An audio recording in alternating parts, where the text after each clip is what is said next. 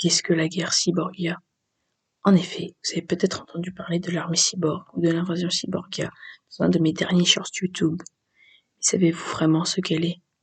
Tout d'abord, il faut savoir que la guerre débuta en l'an 92 000. Le Parlement Cyborgia, estimant le Saint-Empire chrétien comme une possible grande menace, décida de lancer l'assaut et de déclarer la guerre aux chrétiens. La République des partisans, ayant vidé ses caisses dans de nouvelles technologies durant les révolutions industrielles de Nexus A, n'avait aucun réel moyen de se défendre ni de repousser l'invasion. Étant en froid avec ses alliés humains d'Oméga 1, l'Empire chrétien décida rapidement de se rendre et de se soumettre à l'autorité cyborg. Cette décision, bien que grandement controversée par la population, permit à Oméga 2 et aux chrétiens de rester dans de bonnes conditions et de ne pas se faire totalement anéantir. Le territoire de l'Empire chrétien fut pris en 3 mois par les forces cyborg. De grandes usines à munitions et à unités cyborg furent construites au-dessus des villes-mondes d'Oméga 2. Des sortes de gigantesques sphères en lévitation qui, malgré leur apparence plutôt laide, produisaient énormément d'unités. Nous sommes le 6 février 92 950. La population est au bord de la révolte. Un nouveau parti politique voit le jour, le nouveau Parlement.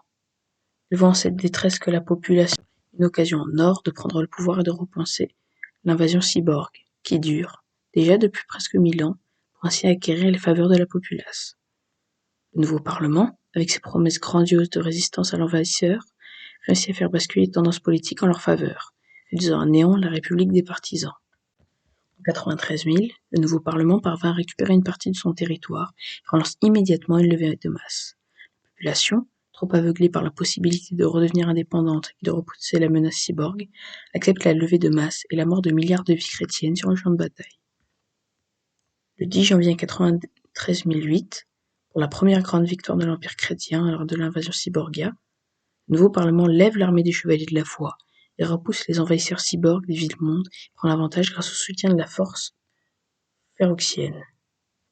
En 102 905, après de nombreuses batailles, l'Église sort victorieuse de cette invasion cyborg lors du bombardement des entrepôts de munitions par la flotte phéroxienne, ce qui repousse le Parlement Cyborgia à retirer ses troupes du territoire du Saint-Empire chrétien, ne pouvant pas continuer à combattre sans munitions et sans troupes.